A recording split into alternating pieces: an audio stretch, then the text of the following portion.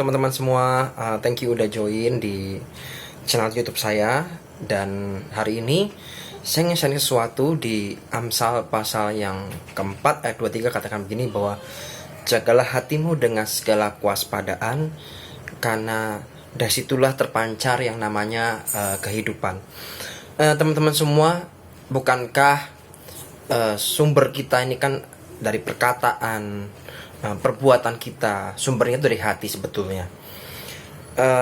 Tapi anehnya adalah justru banyak orang berdoa, Tuhan jagai hatiku. Aneh, Tuhan nyuruh kita untuk menjaga hati kita. Tapi lucunya kita terkadang kita berdoa malah dibalik, kita yang nyuruh Tuhan yang jagain. Padahal kita yang punya tanggung jawab untuk memutuskan, ya, respon apa yang harus kita ambil, keputusan apa yang kita ambil. Bukankah kita lah yang memutuskan, bukan Tuhan? Jadi sumbernya itu sesungguhnya ada di hati. Semua perbuatan maupun perkataan, ya, asalnya dari hati. Contoh, kalau hatimu tercemar, maka otomatis perkataanmu, perbuatanmu juga ikut melakukan cemar. Kalau nggak percaya, mari dibuktikan. Saya berkali-kali konseling. Ketika konseling terjadi gitu ya, semanis-manisnya yang namanya kekecewaan atau kepahitan itu berusaha ditutupi sedemikian rupa. Tapi hati yang cemar itu bagaimanapun juga pada akhirnya juga lambat laun sambil berkata-kata, sambil bicara gitu ya. Di tengah-tengah itu tiba-tiba saya bisa merasakan percikan-percikan kekecewaan, percikan-percikan kepahitan. Kenapa kok bisa perkataannya mulai muncul yang negatif, yang pahit seperti itu? Saya percaya sumbernya itu dari hati. Ya, makanya firman Tuhan katakan, jagalah hatimu dengan segala kewaspadaan, karena dari situlah terpancar yang namanya kehidupan. Kitalah yang memilih. Kita mau pilih yang namanya kehidupan, atau kita pilih atau memutuskan untuk beranjak kepada yang namanya kematian. Tapi bukankah Yesus Tuhan sudah mati 2000 tahun yang lalu di kayu salib, dan dia menang atas dosa, dan dia menebus dosa kita semua dengan darahnya yang mahal. Harusnya membuat kita sadar bahwa kita ini harusnya hidup kita sudah berpindah dari kematian, dari maut menuju kepada yang namanya kehidupan. Nah, sekarang kitalah yang harus memutuskan untuk stay di sana, untuk keep on the track gitu ya, tetap berjalan di jalan yang kehidupan itu. Dengan cara bagaimana? Ya, dengan jaga hati kita. Ya, hati kita perlu dijaga. Dan saya pernah suatu kali saya baca firman, dikatakan bahwa hati kita tuh licik. Bahkan Daud pernah berkata bahwa Tuhan, Engkau yang mengungkapkan kalau aku punya dosa yang tersembunyi. Bahkan ada dosa-dosa yang tersembunyi, dan kita tidak pernah tahu. Kalau kita nggak punya hubungan sama Tuhan, bagaimana kita tahu bahwa ada dosa-dosa yang tersembunyi selama ini? Jadi hari-hari ini menurut saya, ketika kita mengalami wabah yang namanya COVID-19 seperti ini, dan semua kita ada di rumah, alangkah baiknya di mana kita semua adalah melakukan makin dekat sama Tuhan, mencari Tuhan lebih lagi. Mungkin selama ini kamu nggak pernah berdoa, inilah saatnya kamu berdoa, kembali kepada Tuhan, mengalami perjumpaan dengan Tuhan. Karena saya percaya di sanalah Tuhan akan menyingkapkan, Roh Kudus akan menerangi hatimu. Kalau ada dosa-dosa yang selama ini kamu coba sembunyikan, mungkin pemimpinmu nggak tahu gitu ya, orang-orang sekitarmu bahkan keluargamu pun nggak tahu. Tapi percayalah, mata Tuhan itu mengawasi setiap orang, baik orang jahat maupun orang baik. Mata Tuhan mengawasi setiap kita semua. Jadi sesungguhnya tidak ada dosa yang tersembunyi. Kalau kita punya hubungan sama Tuhan, ya, kalau kita punya hubungan sama Tuhan, pasti hati kita terangi. Disitulah akan terungkap selama ini apa sih yang tersembunyi dalam hati kita. Kalau kita mengizinkan Tuhan untuk memulihkan, izinkan Tuhan untuk memproses hati kita, dan ujung-ujungnya saya percaya kalau engkau ketemu Tuhan dan semua itu diungkapkan sama Tuhan, maka jangan takut kalau ketemu sama Tuhan dan tiba-tiba disingkapkan. Ya, kita harus bersyukur, karena saya percaya ujung-ujungnya lah pertobatan. Kalau kita bertobat sama Tuhan, ujung-ujungnya lah kita akan mendapatkan yang namanya kehidupan dan bukan kematian. Nah, sama juga misal gini, kalau hatimu benar, ya, kalau hatimu benar, otomatis juga seharusnya perkataan dan perbuatanmu pun juga akan melakukan apa yang benar, bukan melakukan sekedar apa yang baik.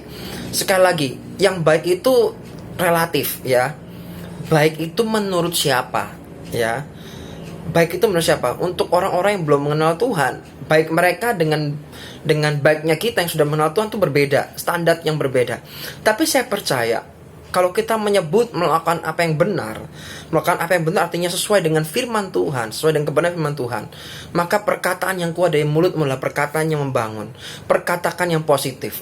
Itu akan keluar. Kalau hatimu itu benar, kamu akan keluar perkataan-perkataan seperti itu, dan kamu tidak punya perkataan yang meruntuhkan orang lain. Juga demikian, ya, perbuatan. Kamu akan melakukan perbuatan-perbuatan yang benar. Apa yang menurut firman katakan, dan kamu akan lakukan. Karena hatimu juga benar. Izinkan saya menyampaikan share gitu ya, di Yeskiel pasal 36 ayat 26. Firman-Nya katakan begini, kamu akan kuberikan hati yang baru dan roh yang baru dalam batinmu, dan aku akan menjauhkan dari tubuhmu hati yang keras, dan kuberikan kepadamu hati yang taat. Dengan, ya saya percaya gini sih, dikatakan bahwa kamu akan kuberikan hati yang baru, ya, hati yang baru dan roh yang baru. Saya percaya ketika kita menerima Yesus Tuhan sebagai juru selamat pribadi kita, kita bertobat lahir baru pertama kali, maka Tuhan memberikan dua hal ini, hati yang baru dan roh yang baru. Ya, hati yang baru itu apa sih? Hati yang baru berbicara tentang hati yang taat, firman Tuhan katakan. Ya, tapi kalau hati yang lama bicara soal hati yang keras. Hati yang keras itu susah loh teman-teman. Jadi ketika hatimu tuh dikeraskan gitu ya, kamu susah untuk menerima perkataan gitu ya, teguran mungkin, apalagi terima teguran, kamu akan menerimanya dengan mungkin salah paham. Banyak orang memberikan respon yang keliru ketika ditegur. Harusnya ketika ditegur kamu ucapkan, saya thank you, terima kasih ya kamu sudah menegur aku. Ingat bahwa teguran itu adalah salah satu bentuk tanda cinta kita, ya. Bentuk tanda cinta orang itu, kasih orang itu diberikan kepadamu berupa teguran. Kasih tidak hanya sekedar kamu elus-elus, dimanja-manja gitu ya, hanya sekedar dipuji. Tapi menurut saya teguran itu perlu. Setiap kita butuh teguran supaya kita terus on the track di dalam Tuhan, dan kita akan terus belajar untuk menjadi pribadi yang tambah rendah hati. Jadi jangan keraskan hatimu ketika ada orang yang memberikan sebuah teguran gitu ya. Dan ingat bahwa gini, saya belajar gini, firman Tuhan berkali-kali katakan, yang bertelinga hendaklah ia mendengar. Yang bertelinga hendaklah ia mendengar. Berkali-kali dia bicara, yang bertelinga hendaklah ia mendengar. Banyak orang punya telinga, tapi telinganya tidak pernah mau mendengar. Tapi hari ini, biar setiap kita dijauhkan dari hati yang keras. Kalau engkau punya hati yang baru, artinya engkau punya hati yang taat, saya percaya telingamu adalah telinga yang mau mendengar. Hari ini, apa yang kamu isi dalam hidupmu? Engkau banyak mengisi informasi-informasi, berita-berita yang membuatmu tambah down gitu ya. Yang kamu lihat angka yang kematian hari ini sudah berapa, dan kamu tambah takut.